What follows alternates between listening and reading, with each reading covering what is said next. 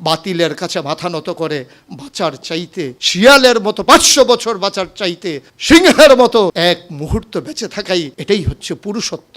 কওমি, সুন্নি, আলিয়া নানান দলে বিভক্ত না থেকে আমরা সবাই মিলে বলি আমরা একই মায়ের সন্তান। আমরা আজকে যে অনুষ্ঠানে একত্রিত হয়েছি এটা সিরত সম্মেলন। নবীজির জীবনের দুইটি দিক, একটি হচ্ছে সুরত আর একটি হচ্ছে সিরত। সিরত অনুকরণীয় আর সুরত প্রশংসনীয়। এ সুরত ধারণ করার ক্ষমতা কোনো মানুষের নেই। শামাইলে তিরমিজির হাদিসগুলো যখন পড়তাম, হৃদয়ের আয়নায় একটা মূর্তি দাঁড় করিয়ে নিতাম, একটা অবয়ব দাঁড় করিয়ে নিতাম, একটা আকৃতি মনে মনে কল্পনায় ভাসিয়ে নিতাম।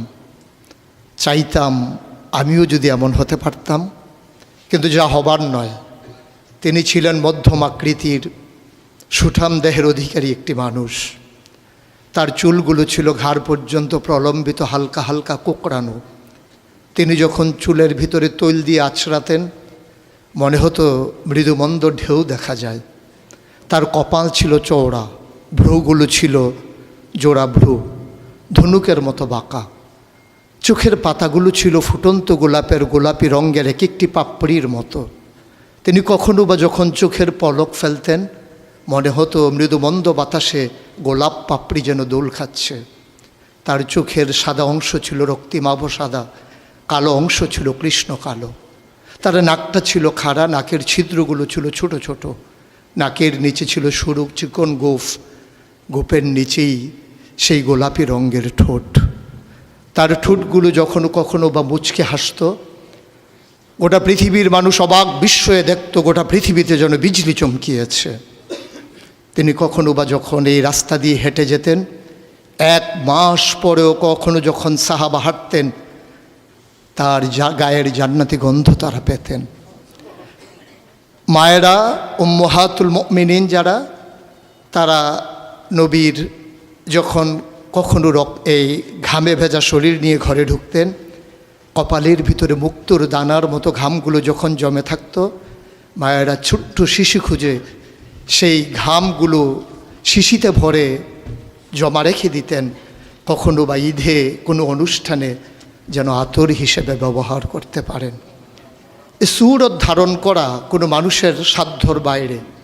কখনোই কোনো মানুষ এ সুরত ধারণ করতে পারবে না চেষ্টা করলেই। কিন্তু তার সিরত যেটা অনুকরণীয়, অনুপম আদর্শ। তিনি এসেছিলেন এই জন্যে, ওয়ামা আরসালনাকা ইল্লা রাহমাতাল লিল আলামিন। তিনি ছিলেন রহমত গোটা ধরনীর জন্যে। যেমন করে আল্লাহ বলেছেন, ফাবিমা রাহমাতিম মিনাল্লাহি লিনতা লাহুম ওয়ালাউ কুনতা ফাজ্জান গালিজাল কলব লানফাদ্দু মিন হাওলিক ফাআফু আনহুম ওয়াস্তাগফির লাহুম ওয়াশাওিরহুম ফিল আমর ফাইজা আযামতা ফাতাওয়াক্কাল আলাল্লাহ ইন্নাল্লাহা ইউহিব্বুল মুতাওয়াক্কিলিন। তিনি এসেছিলেন তেমন করে। কেন তাকে পাঠানো হয়েছিল? আল্লাহ নিজেই বলেছেন, লাকাদ কানা লাকুম ফি রাসূলিল্লাহি উসওয়াতুন হাসানা। তিনি ছিলেন মডেল, তিনি ছিলেন আইডল, তিনি ছিলেন আইকন, তিনি ছিলেন অনুপম আদর্শ, তিনি ছিলেন উসওয়াতুন হাসানা।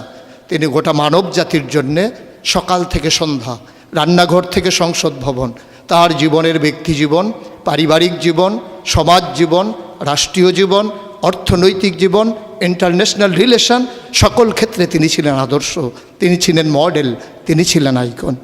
21 শতাব্দীর সূচনা লগ্নে দাঁড়িয়ে গোটা পৃথিবী যখন ঝঞ্ঝা বিক্ষুব্ধ, গোটা পৃথিবীর মানবতা যখন আজকে ভুলণ্ঠিত, আজকে শুধু মুসলিম নয়, গোটা মানুষ যখন আজকে অপর মানুষের ভোটের নিচে পৃষ্ঠ হচ্ছে তার জীবন, মানুষগুলো যখন আজকে রক্তে রঞ্জিত হচ্ছে তার গোটা দেহ, সেই ফিলিস্তিনের দুধু মরুভূমি আজকে যখন আমার কিশোর ভাইয়ের রক্তে রঞ্জিত, সেই ঝিলাম নদীর পানি আজকে যখন স্বচ্ছ স্ফটিকের মতো আর নেই, কাশ্মীরের ভাইয়ের রক্তে যখন রঞ্জিত, পার্শ্ববর্তী আরাকানের মুসলমানেরা আজকে উখিয়ার সেই টেকনাফের তাঁবুর নিচে তারা যখন মানবেতর জীবনযাপন করছে, আজকে বারবার মনে পড়ে সেই নবীজির কথা। তিনি যদি আজকে আসতেন কোনো একটা ভূখণ্ডে, আমরা যদি দৌড়ে দৌড়ে তার কাছে যেতে পারতাম, গোটা মানবতা যদি বলতে পারতাম মুক্তি চাই, স্বাধীনতা চাই, ভোটের নিচ থেকে জীবন চাই, তিনি হয়তো আঁকড়ে ধরে বলতেন এখানেই শান্তি, চলে এসো উদখুলু ফিস-সিলমি কাফা, তাহলেই তোমাদের জন্য প্রশান্তি, তাহলেই তোমাদের জন্য মৃত্যুর, স্বাভাবিক মৃত্যুর গ্যারান্টি। কখনোই আর ঝঞ্ঝা বিক্ষুব্ধ পৃথিবীতে তোমাদেরকে বুক পেতে দিতে হবে না বুলেটের সামনে। যদি এমন হতো, আমাদের কথাগুলো যত কোরআনের কথার মতো, ওয়ামান আহসানু কাওলাম মিম্মান দাআ ইলাল্লাহ ওয়া আমিলা সালিহান ওয়া ক্বালা ইন্নানী মিনাল মুসলিমিন, আমাদের তাগিদ জুতে হতো এমন উদখুলু ফিস-সিলমি কাফা, ইসলামে পরিপূর্ণভাবে চলে আসো। আমরা যদি সে কথা থেকে দূরে সরে আসতে পারতাম, আফাতুমিনুনা বিবাযিল কিতাব ওয়া তাকফুরুনা বিবাজ, কতই না সুন্দর হতো। ভালোবাসা যদি এত হতো এমন যে নবীকে যেমন করে আল্লাহ তাবারক ওয়া তাআলা ভালোবাসার আধার বানিয়েছিলেন, ইবাদতে যদি আমরা হতে পারতাম এমন, আন তা'বুদাল্লাহা কাআন্নাকা তারাহু ফাইন লাম তাকুন তারাহু ফাইন্নাহু ইয়ারাক, আমরা যদি সফলতা এমন হতে পারতাম, কাদ আফলাহাল মুমিনুন আল্লাযীনা হুম ফি সালাতিহিম খাশিউন, আমরা যদি দীপ্ত শপথ গ্রহণ করতে পারতাম, ইন্না সালাতি ওয়া নুসুকি ওয়া মাহইয়ায়া ওয়া মামাতি লিল্লাহি রাব্বিল আলামিন, আমরা যদি নিজেদের কুরবানির নজরানা এভাবে পেশ করতে পারতাম, ইন্নাল্লাহা ইশতারা মিনাল মুমিনিনা আনফুসাহুম ওয়া আমওয়ালাহুম বিআন্না লাহুমুল জান্নাহ, সেই দীপ্ত শপথ জীবনে ধারণ করে আমরা যদি উমর বিন আব্দুল আজিজের মতো ক্ষমতা যখন তার মসনদে তাকে বসানো হলো, তিনি আস্তে করে ঘরে ঢুকলেন, তার বিবির সামনে গিয়ে বললেন, উত্তরাধিকার সূত্রে যে অলংকারগুলো পেয়েছো রেখেছো কোথায়?